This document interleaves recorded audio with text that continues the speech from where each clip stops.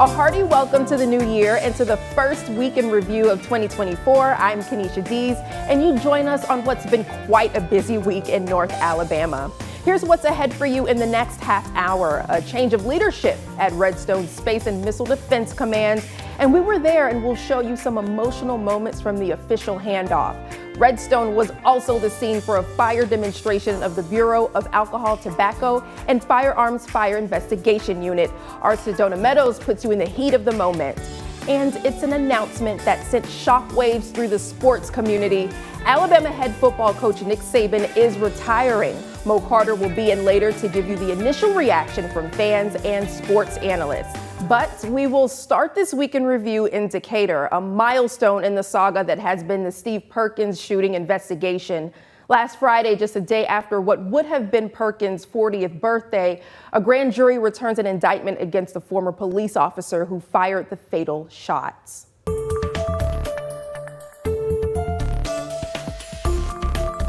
Perkins was shot and killed while outside his home in the early hours of September 29th.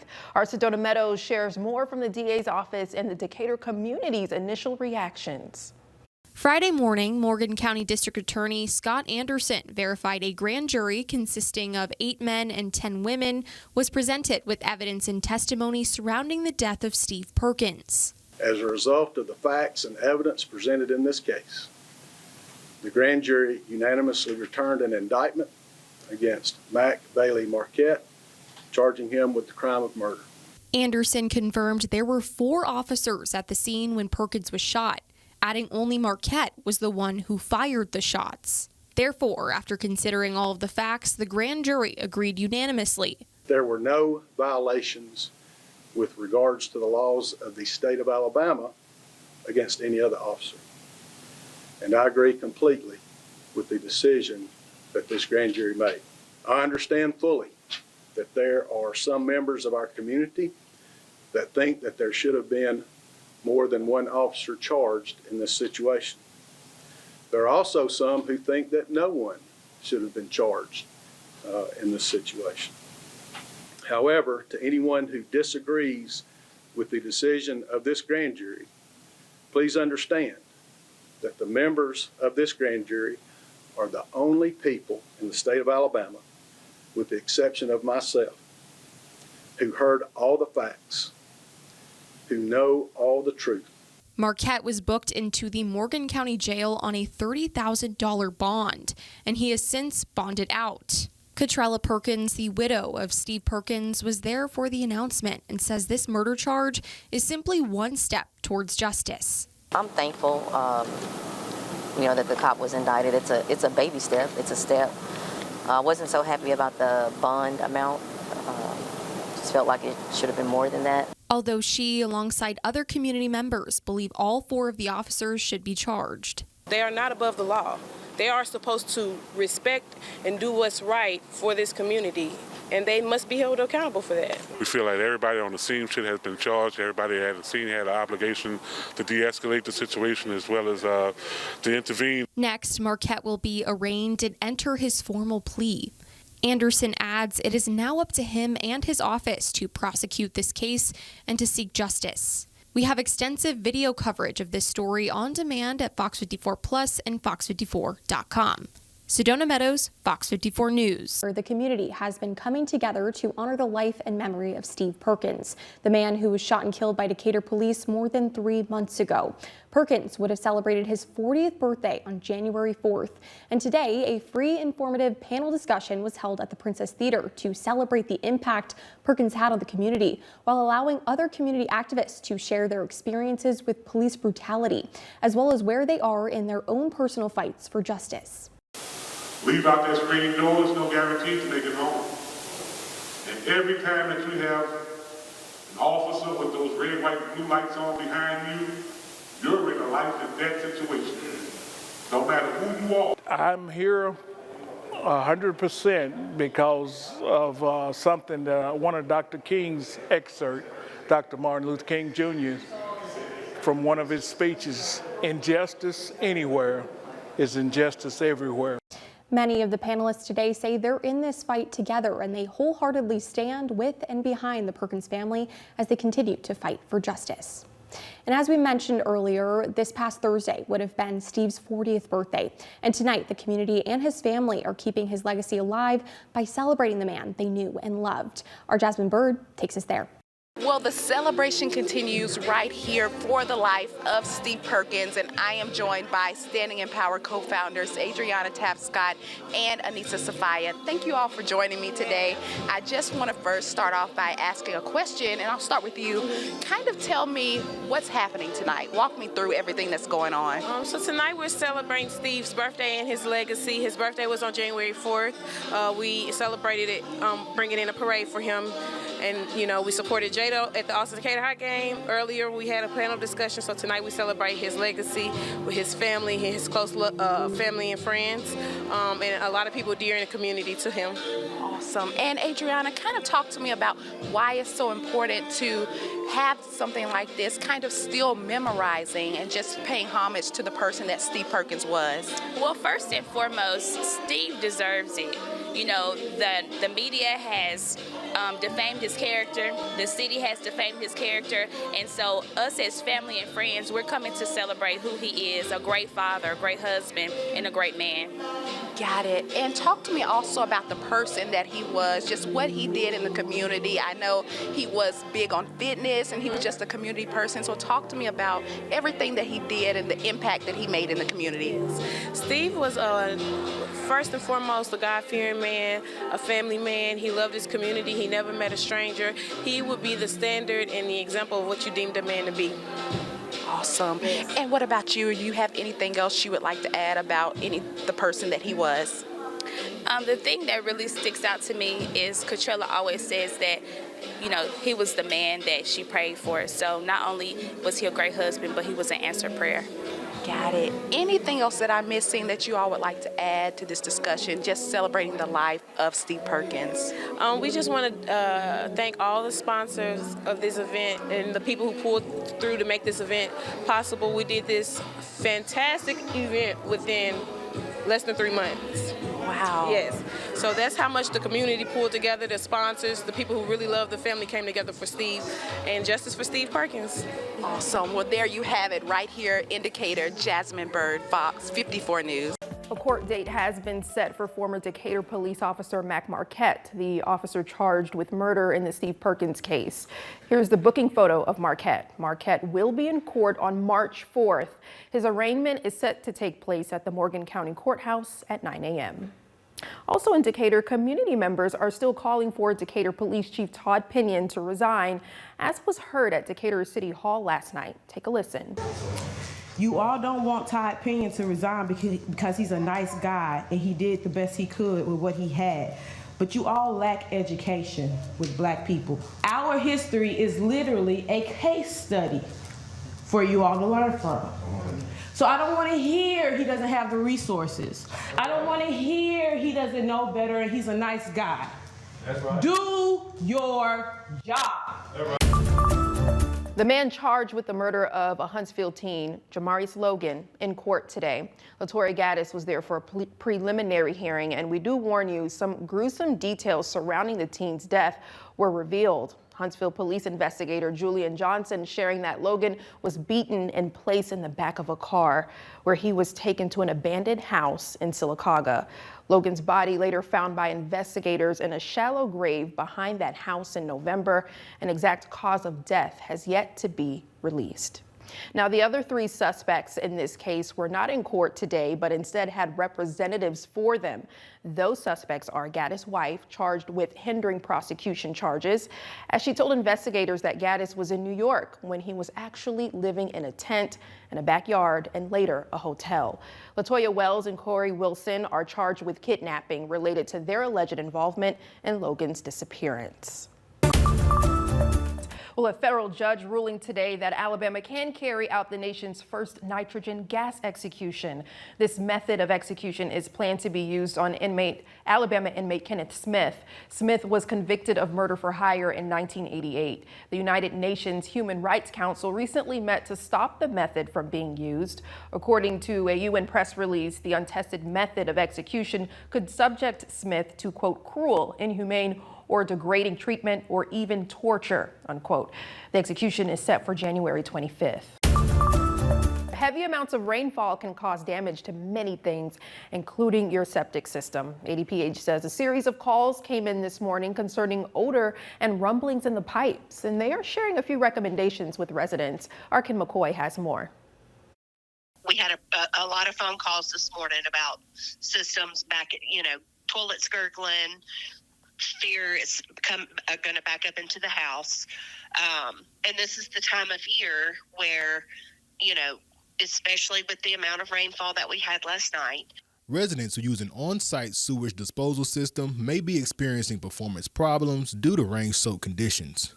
When you have an on-site system that has that amount of water that's going into your field lines that are out in your yard, it can cause sewage to back up into your house. Just look in their yards, see if they have any soft spots, if they smell any sewage, if there's any indentation, like potholes, things that are collecting water. What we want people to know is, don't be alarmed, because of course it's in the ground, and when the ground is saturated, the sewage has nowhere to go.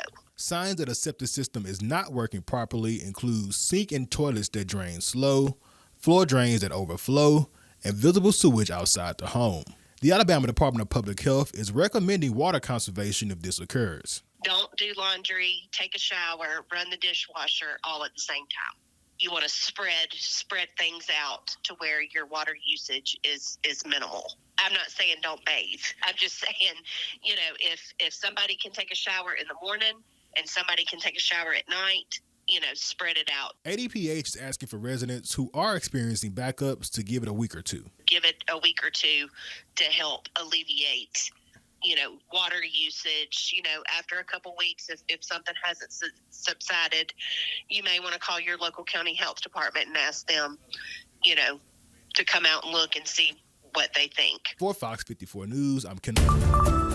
Oftentimes when we hear ATF, we may think firearms or explosives. But a lot of the research that they do is actually also on arson, and that happens right here on Redstone Arsenal. Ignition. Here on the Arsenal, You got flames already impinging upon the ceiling. things are heating up.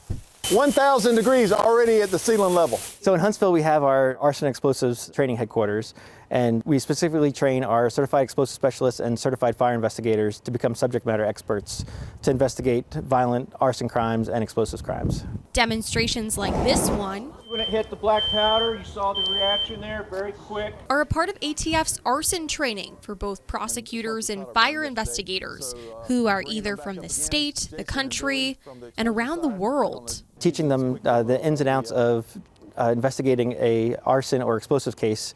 Arson and explosive cases are extremely complex and complicated, so we give them a 3.5-day course on how to investigate those types of crimes. These are known as flashover cells, mimicking a person's living room.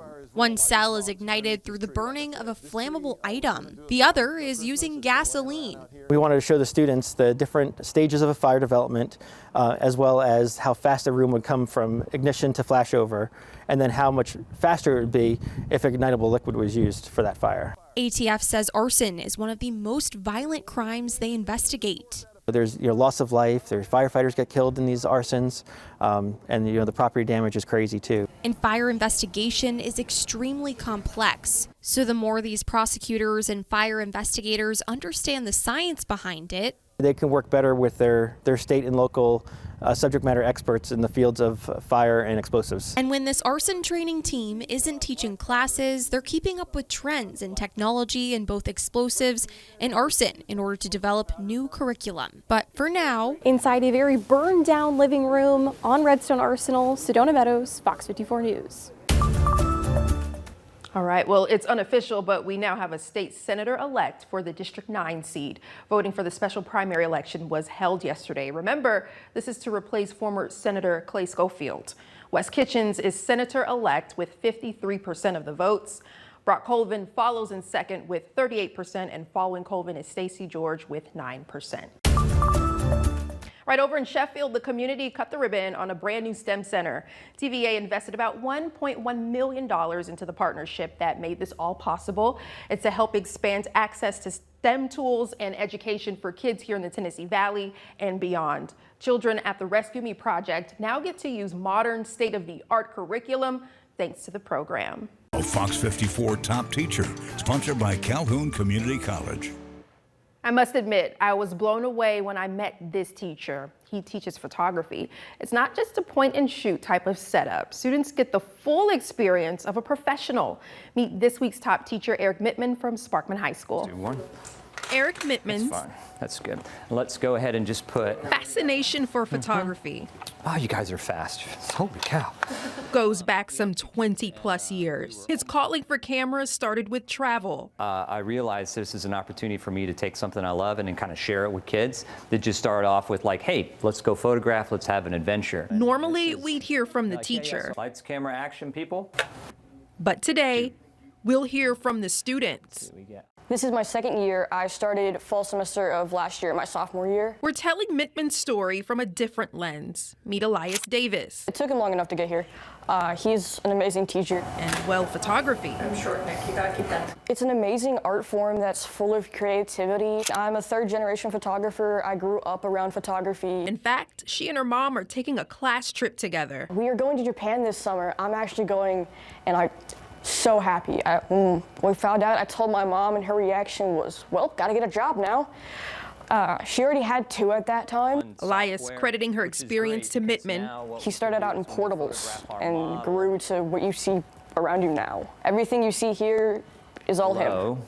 And shoot just at eye level. While Mittman believes it's a credit to the students. I mean, everything you see here is built by kids. He credits it to God, too. There is no way this could exist. I'm not trying to preach. I'm just like, there's just no way this could exist without some help. For Mittman, it's more than holding a camera. I like to think that I take kids, so the program takes kids from cradle to career. Wow, I just love his energy and enjoyed the experience and his classes studio. We have a whole lot more of Mr. Mittman. Just visit fox54.com, and while you're at it, nominate a teacher. Florence City Schools grieving the passing of a longtime District 5 school board member. Laura Hardman was a former Florence City Schools teacher whose career spanned 4 decades. She served on the Board of Education for 15 years. Funeral arrangements have not yet been announced. Now, Superintendent Dr. Jimmy Shaw remembering Hardman and quote saying, for some people, education is more than a job. For Laura Hardman, it was a part of her way of life. She gave as a teacher, she gave to the children, the community, and this town for most of her adult life and will be forever grateful for that, end quote. The Alabama Department of Public Health is offering free kits to detect a radioactive gas that could be inside your home. That gas is commonly known as radon and is known to cause lung cancer. Several North Alabama counties like Madison, Limestone, and Morgan, among others, are known to have a high chance of higher than usual radon levels. ADPH wants to increase awareness of this dangerous gas with free test kits. We do urge every single home to test, because you could have a serious problem in your home and the home right next door to you could have no problem at all. It just depends on how the gases come from the soil and are dispersed. Wow. Well, to learn more on how radon gets into your home and how to get your free home radon test kit, visit fox54.com. It's the 2024 resurfacing phase 1. And that consists of approximately 66 streets that our contractor has initiated. The city is currently in the process of its Phase 1 street resurfacing plan. That would consist of not just asphalt, but also concrete repair, curb and gutter repair, sidewalk, driveway aprons, if needed, those repairs as well. With many residents using the Huntsville Connect app to report damaged streets, How do they decide which streets need resurfacing? The rating system is very unique. It is a lengthy process. We rate our streets every 2 years. And the rating system goes from 0 to 60. 0 being a brand new street, no deficiencies. 60 being the worst street with all the deficiencies that we have on our list. 5 inspectors are used to blanket the city and look for things such as they'll look for whether there's potholes or depressions. They'll look for all the longitudinal cracks, alligator cracks. They'll look for all the deficiencies that we have, and they'll assess a value to those deficiencies, and that will ultimately add up to be the rating for that particular segment of street. McNeese shares that ratings get higher from year to year, which leads to streets getting put on a master list. We'll put a street that has reached 40 or greater, we'll put on a master list. We'll submit that master list to all of our utilities. They will start evaluating their infrastructure, and once they give us the approval or give us a green light, we'll take those streets that are on the master list, and as they approve them, they'll drop down to what we call a bid list. That bid list is submitted to the city council so the process of resurfacing can begin. We'll advertise and we'll put it out for bid, and we'll eventually have a pre-bid, then a bid, and then we'll have a presumed low bidder at that point. And when we check some paperwork, we'll send it to City Council for approval, and then we'll issue a notice to proceed, and then we'll start this resurfacing process. So it's quite a lengthy process that we go through. For Fox 54 News, I'm Ken McCoy.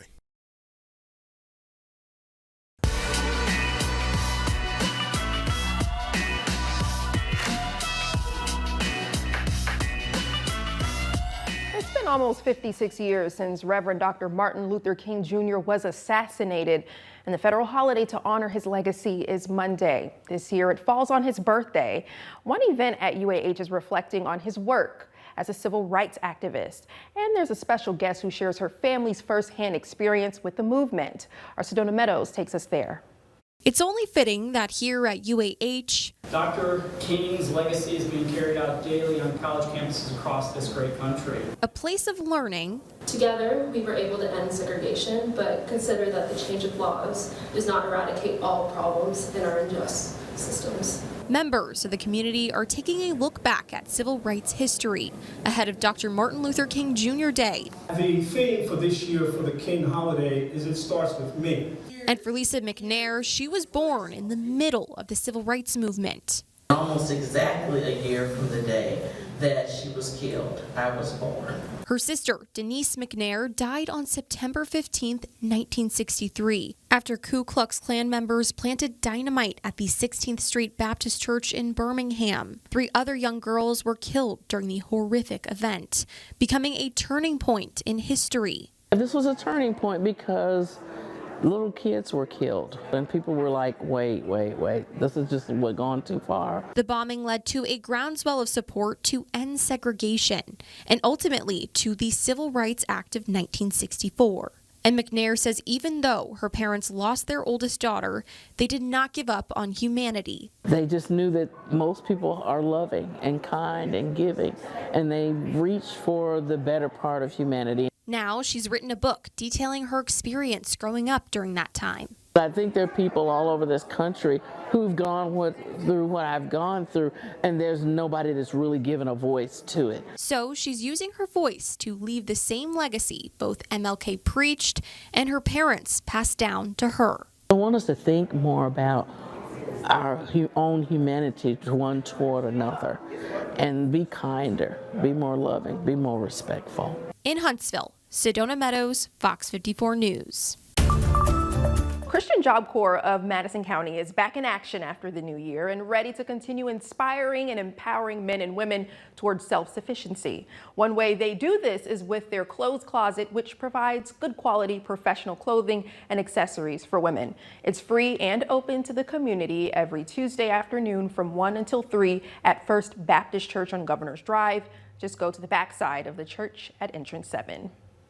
Purses, we have winter coats, we have pants. We try to concentrate on getting white shirts and black pants because that seems to be the thing that most women who come shopping need. But we have dresses, blouses, skirts, suits, blazers, shoes, purses, jewelry, and some scrubs. That's limited, but we do have some scrubs. Yeah, and those coats definitely needed during this chilly weather. If you'd like to donate to the CJC Clothes Closet, you can drop off donations on Tuesday mornings from 10 until 12 at the backside of First Baptist Church, again, entrance 7. Wellstone Mental Health Center in Madison says they are in the thick of a nursing shortage.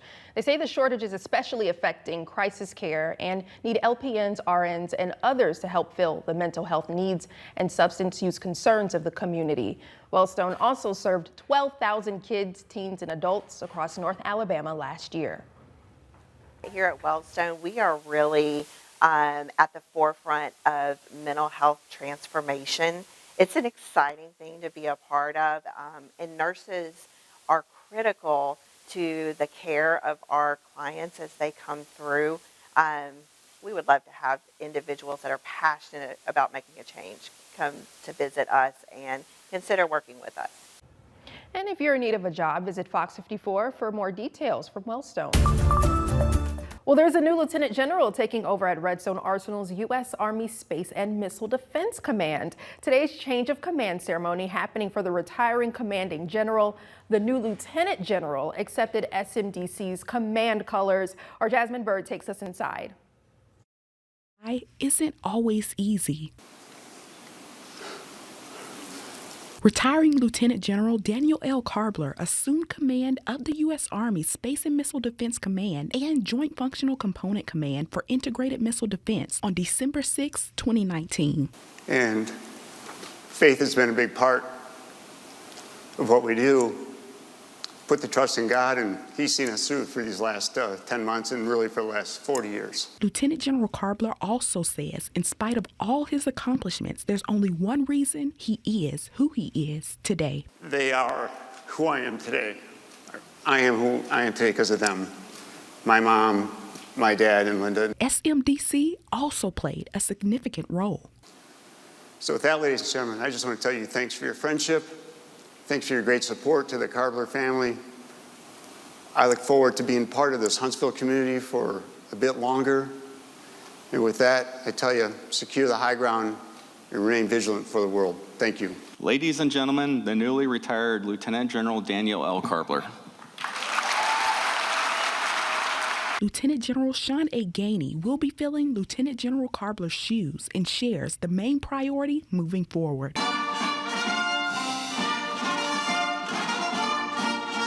It's always about the great people across our force and this command. And this is how we will continue to seize the high ground and be all we can be. So thank you, and I look forward to the challenge. The big news of the day, Alabama head coach Nick Saban is retiring. Yes, you just heard those words. Thanks for joining us. I'm Kenesha Dees. Our sports director, Mo, fills us in. Mo, take it away. All right, on Monday, Michigan, the team that beat Alabama in the Rose Bowl, won the CFP national title. But 48 hours later, that story has gone by the wayside because the biggest story happening in the world of sports is the retirement of a college football legend. And of course, we're talking about Coach Nick Saban. He and his family, they took some time off following that loss to the Michigan in the Rose Bowl, and a decision was made today to retire. Now, during his tenure as a head football coach, Coach Saban winning 7 national championships, 1 with LSU and 6 with the Crimson Tide. And all of this occurred in a span of about 2 decades. Scott Tyson of our radio partner ESPN 97.7 The Zone has been covering Coach Saban since he arrived in 2007. He's glad that Saban is going out on his own terms. He earned the longevity to decide when he wants to retire. He and his wife, Terry, Miss Terry, I mean, they went down to Florida. This was not a decision that he made lightly. This was not something he woke up this morning and said, I'm going to retire. They took time down in Florida after the loss at the Rose Bowl, and this was something that, I mean, he told his team this morning, and that's the way he wanted to do it. This was done on his time, his terms, and his way. Now, since 2008, Alabama has been a college football powerhouse. Coach Saban rejuvenating the fan base and always had the Tide in the running for the SEC and national championship. We spoke to some local Tide fans about Coach Saban's upcoming retirement, and there were some mixed feelings. I think Coach Saban is the greatest coach in the history of college football, and he's done so much for the University of Alabama. And Obviously, we're sad to see him leave, but he deserves it, and we wish him well in his retirement. I'm a Tennessee fan, so I've experienced a lot of pain and misery over the last 15, 16, however many years it's been. So I couldn't be happier. I'm sure they'll hire somebody just as good, and it'll still be bad for us, but I'm going to take the win for today. I feel like he deserves it, man. You know, 6 national championship, more than most people have as a school history. So, I mean, he deserves it. Like, it was going to happen one day. You know, he great. He the GOAT. And I appreciate everything he did for the university. Coach Saban, he led the Crimson Tide to 8 SEC championships and also helped the Alabama teams become some of the best perhaps in all of college football history. Coach Saban said that the 2023 squad was his favorite team, and even though they didn't win a natty, Luke Robinson of Locked On Bama explained why Coach Saban is still going out on top. He was able to get this team regrouped and make it to the playoffs. They ended up losing in overtime to the eventual national champions while winning the SEC, while winning the Iron Bowl in dramatic fashion, while beating Tennessee again and LSU again in the Heisman Trophy winner. I mean, he accomplished a lot with this particular team, so I don't think he lost a step at all. I just think that whenever he was going to decide to retire, there are going to be things out there. Oh, Michigan ran him out. Oh, he lost a step. Oh, he's scared of Hugh Freeze. He's scared of Kirby Smart. I don't think any of those things are true. I think he's in his early 70s, and he's made a lot of money, and he's done a lot in his career. So take a look at this. Coach Saban took over the Alabama program in 2007. That team went 7-6 on the field, but 5 wins were vacated due to violations from a prior coach. Nevertheless, Coach Saban still won 88% of his games in T-Town, and with the exception of 2010, the Crimson Tide won 11 games in 15 out of 17 seasons. Scott Tyson of our radio partner ESPN 97.7 The Zone remembers when Coach Saban came to T-Town and turned everything around. You know what? I remember standing on the tarmac waiting for the plane to land, and then the introductory press conference. And they had yet to renovate the press room at the time, and it was, you know, it is what it is now, but I mean, it was packed to the gills because this was coming off a time where Rich Rodriguez was expected to be the head coach. And everybody was converging on Tuscaloosa a couple, 3-4 weeks before that because everyone thought Rich Rodriguez was going to be the coach. And the feeling was it wasn't received very well because Nick Saban was the guy. That's the guy they wanted from the very beginning. And Mal Moore made it happen. And goes down to Miami. The rest is history. And wow, what an introductory press conference. Being the head football coach at the University of Alabama is an important task, and the next head coach will have the tall task of replacing a legend. Here's a look at some potential candidates who may replace Coach Saban following this retirement. Dan Lanning certainly on the list. I mean, do you even kick the tires on a Kirby Smart? I'm not saying he would leave, but I mean, I guess it doesn't ever hurt to call, right? I mean, does it hurt to call a Steve Sarkisian? There are a lot of things out there, a lot of people out there that are good coaches. None of them are Nick Saban, in my opinion, and that's going to be the interesting thing. Somebody's going to have to follow in some gigantic Tyrannosaurus Rex size footsteps. From what I'm hearing, Dan Lanning is going to be the primary target for Alabama. From Oregon. That is who they are going to go after first, is Dan Lanning.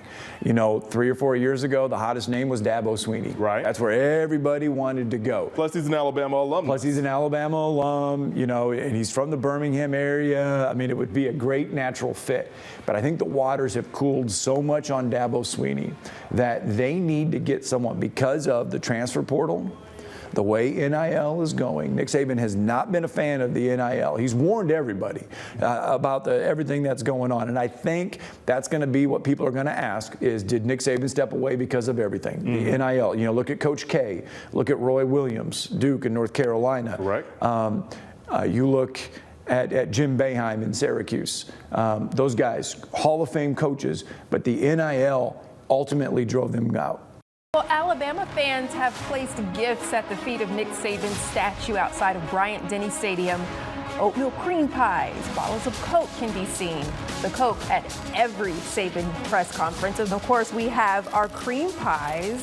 We have, in fact, oatmeal cream pies in the legendary, well, this isn't the legendary bottle of Coke. I don't know. Cream pies make me happy, too. I get cranky without them. And they are a favorite of his, right? Correct. Every morning for breakfast, cream pies and coffee. It's been a while since I've had the oatmeal cream pies. Let me take a bite. Or a piece. Hold on. Say goodnight.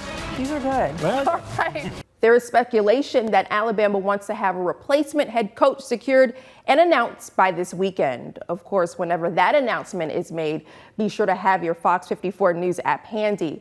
Look for reports and special coverage from the Locked On Bama team.